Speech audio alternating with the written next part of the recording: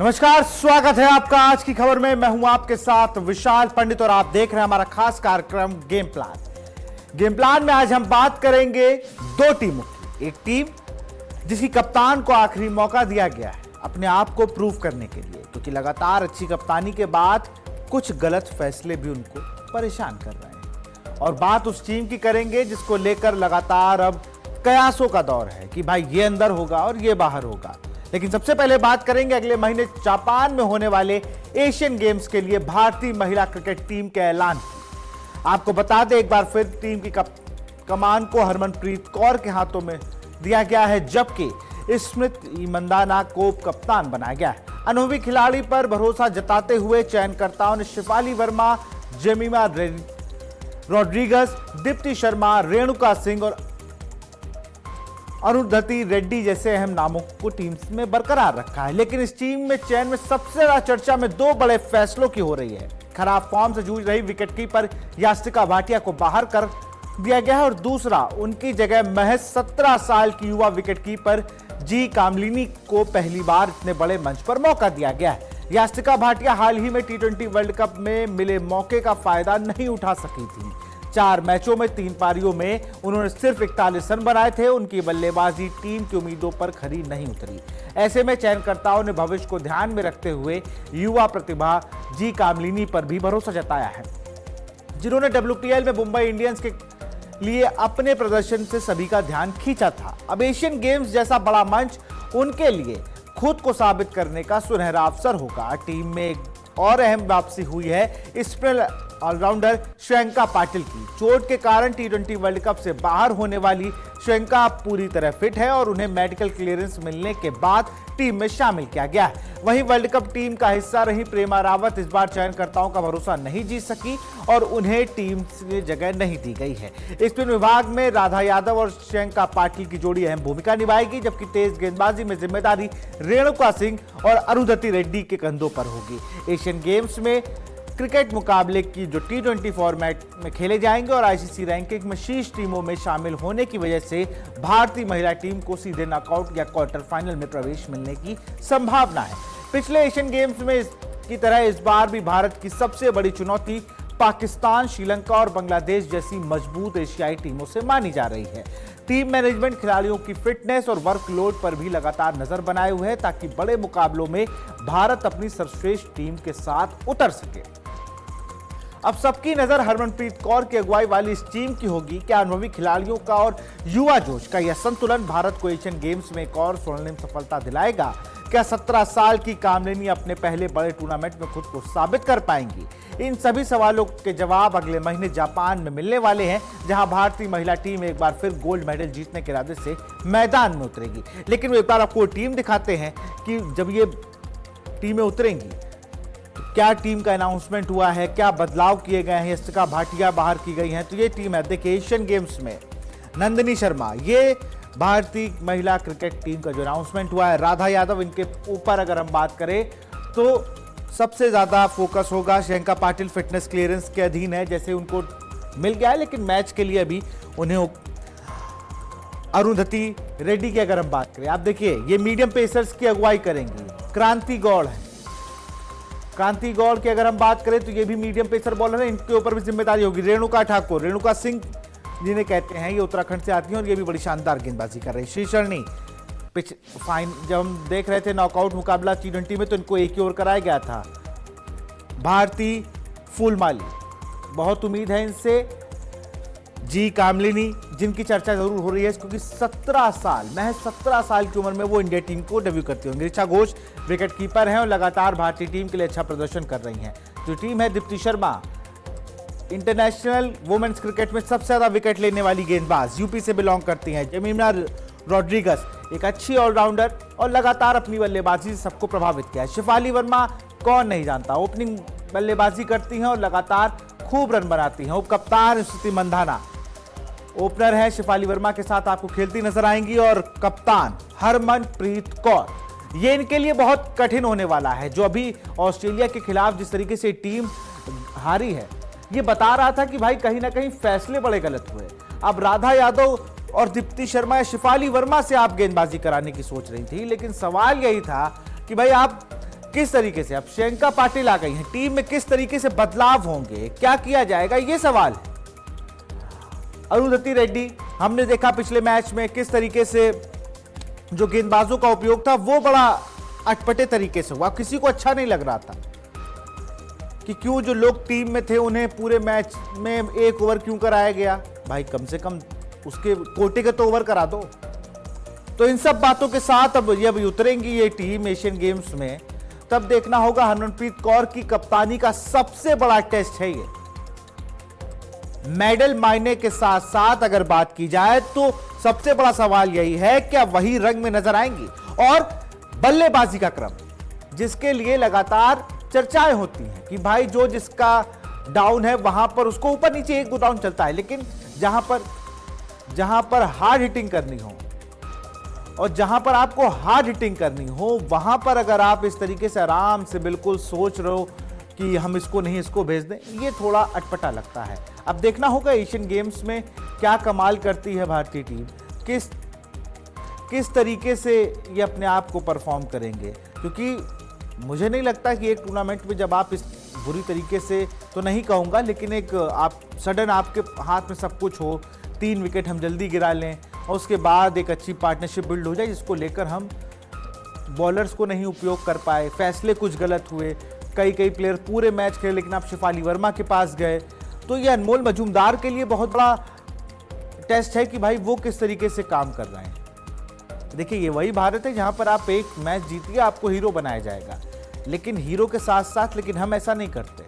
हम आपकी खामियां बताते हैं, आपकी कमियां आपकी खामियों को बताते हैं और उसी में आगे बढ़ेंगे और बात करेंगे हम आयरलैंड के खिलाफ T20 सीरीज में टीम इंडिया को 0-2 से हार ने सिर्फ प्रदर्शन पर ही नहीं बल्कि टीम चयन पर भी बड़ा सवाल खड़ा कर दिया है। सबसे ज्यादा चर्चा जिस नाम की हो रही है वह नाम है 15 साल के वैभव सूर्यवंशी की।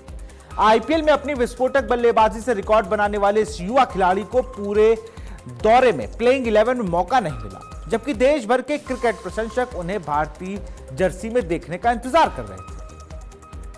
अब जब भारत पहली बार आयरलैंड से T20 सीरीज हार गया है तो सवाल और तेज हो गया, आखिर वैभव को मौका क्यों नहीं दिया।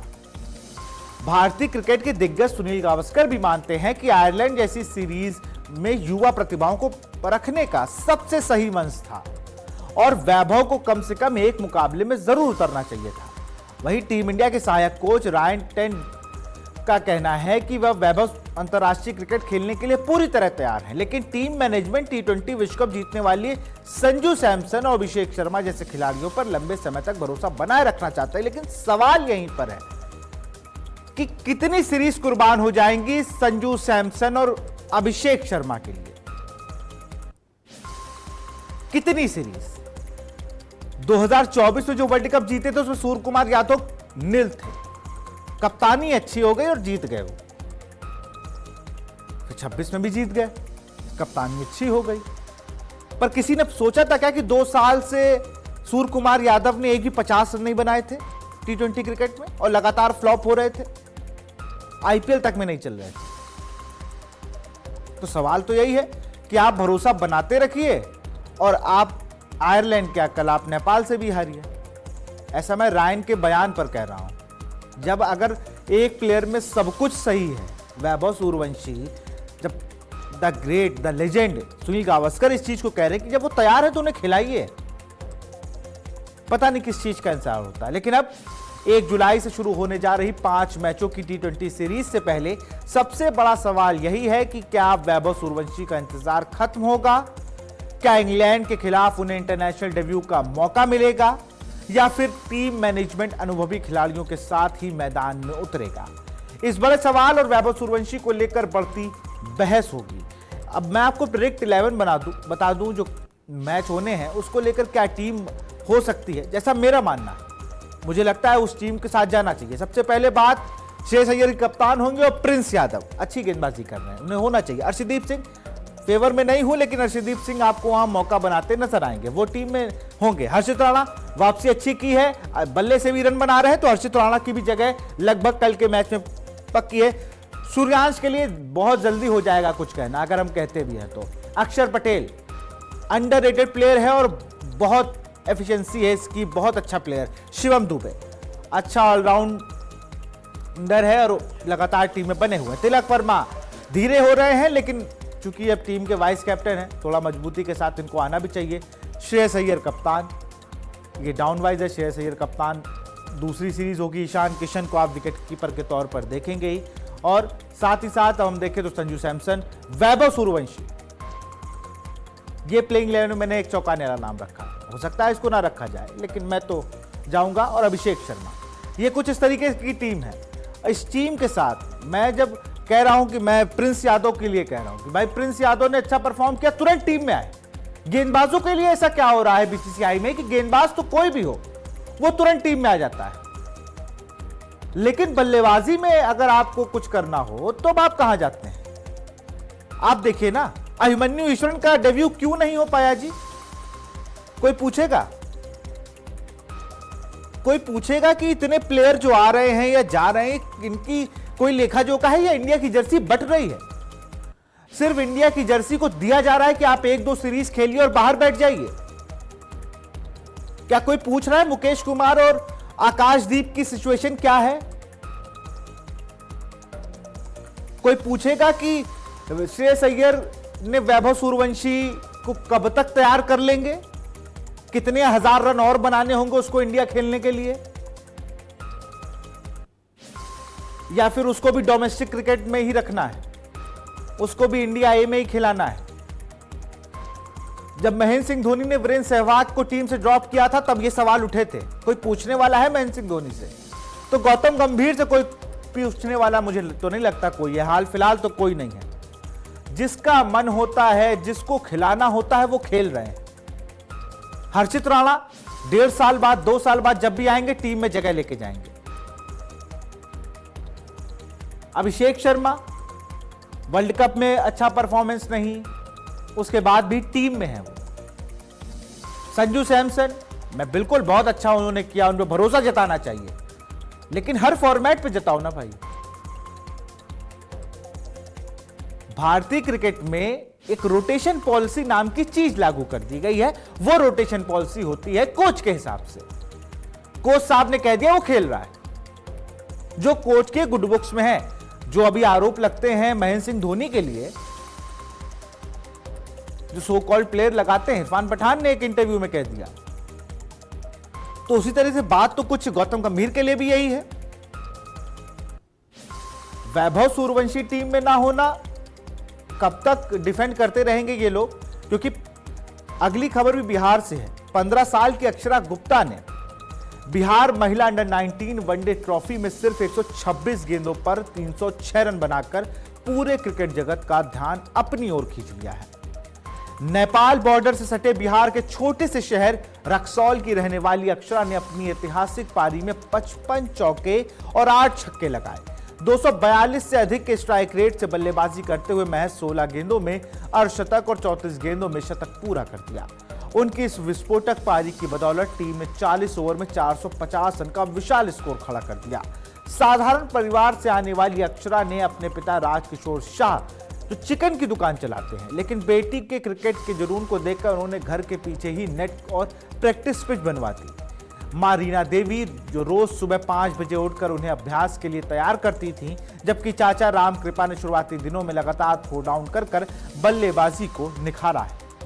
8 साल की उम्र में मोहल्ले के लड़कों के साथ क्रिकेट खेलने वाली अक्षरा ने सीमित संसाधनों के बावजूद मेहनत नहीं छोड़ी और आज भी रोज करीब 5 घंटे अभ्यास करती हैं। उनकी मेहनत का नतीजा यह है कि महज 14 साल की उम्र में उन्हें बिहार अंडर 19 टीम की कप्तानी मिली और उसी उम्र में बिहार की सीनियर महिला टीम में भी जगह बनाकर वह राज्य के लिए सीनियर क्रिकेट खेलने वाली सबसे कम उम्र की महिला क्रिकेटर बन गई। एक ही सीजन में बीसीसीआई के अंडर 15, अंडर 19, T20 और अंडर 19 वनडे और अंडर 23 जैसी चारों एज ग्रुप टूर्नामेंट खेलने वाली बिहार की पहली महिला क्रिकेटर बनने के बाद उन्होंने लगातार 2 तूफानी पारियां खेली, जिनमें 4 दिन में सिर्फ 68 गेंदों पर 164 रन की पारी शामिल है। तो बिहार में लगातार जिसकी बात की जाए तो बिहार में ये कहा जा रहा है कि वैभव सूर्यवंशी के बाद भी तमाम प्लेयर हैं। अगर अक्षरा की बात की जाए तो उनके लिए भी ये कहा जाता है कि वो स्मृति मंदाना और विराट कोहली की बहुत बड़ी फैन है। अब देखना होगा स्मृति मंदाना की तरह वो इंडिया के लिए खेल पाती हैं या नहीं खेल पाती हैं, क्योंकि बिहार बोर्ड में अपनी भी कई तरीके की चीज़ें चली करती हैं। लेकिन इसी बीच लोग उन्हें दूसरा वैभव सूर्यवंशी के तौर पर भी देख रहे हैं। दोनों की उम्र लगभग एक है। तो क्रिकेट में एक तरफ बिहार ने एक ऐसे दो क्रिकेटरों को दे दिया है जिनका नाम चारों तरफ पहुंच रहा है। वहीं एक तरफ अब बात करेंगे हम आईपीएल के उस खिलाड़ी की जिस पर एफआईआर हो गई। एक तरफ पुलिस ने एफआईआर की है, दूसरी तरफ क्रिकेटर ने इनकार कर दिया है और बीच में एक हाई प्रोफाइल परिवार पर लगे गंभीर आरोप। हम बात कर रहे हैं मध्य प्रदेश की राजधानी भोपाल से सामने आए इस मामले की, जो अब सुर्खियां बटोरना शुरू कर चुका है। आरोप है कि एक घरेलू रसोइये के साथ मारपीट की गई, उसका मोबाइल छीना गया और फिर उसे घर से बाहर निकाल दिया गया। इस मामले में पूर्व स्पेशल डीजी शैलेश सिंह, उनके बेटे क्रिकेटर शशांक सिंह समेत 3 लोगों के खिलाफ पुलिस ने केस दर्ज किया है। मामला भोपाल के रातीबड़ थाना क्षेत्र का है। शिकायतकर्ता 31 वर्षीय विपेंद्र सिंह का आरोप है कि वह नीलबड़ स्थित शैलेश सिंह के घर पर 15,000 रुपए महीने की सैलरी पर खाना बनाने का काम करता था।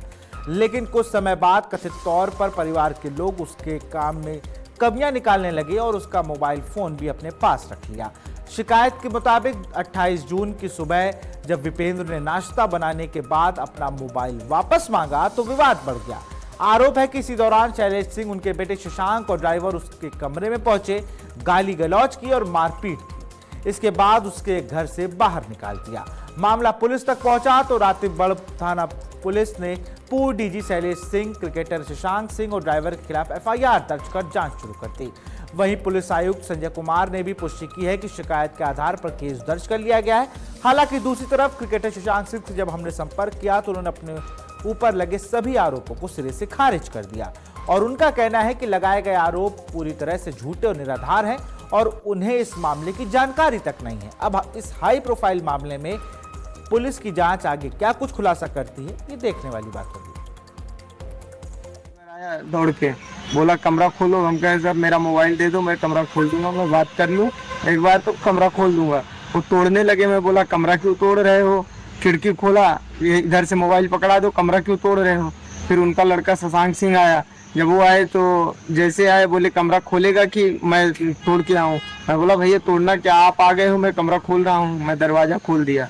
फिर वो लोग घुस के इतना मारे कुत्ते जैसे, एकदम कचर कचर मारे। वो उनका ड्राइवर, उनकी बहन आई और उनका पिता आया, वो सब इतना मारे हैं, एकदम कुत्ते जैसे मारे। फिर उसका बाप किसी तरह उन सबको भगा दिया साइड करके। अब अपना पूछने लगा, मेरे फंसाने आया था। किसने मारा आपको? क्या नाम है? शैलेश सिंह, पूर्व रिटायर्ड डीजीपी हैं। क्या नाम है? शैलेश सिंह। उनका लड़का शशांक सिंह, उनका एक ड्राइवर है मिश्रा करके है। कहाँ पे रहते हैं? क्या बंदे? नीलबड़ में इनका पूरा बताओ। नीलबड़ के पास इनका एक बंगला है, वहीं पे रहते हैं। तो फिलहाल मेरे साथ गेम प्लान में इतना ही। आप देख रहे हैं आज की खबर। नमस्कार।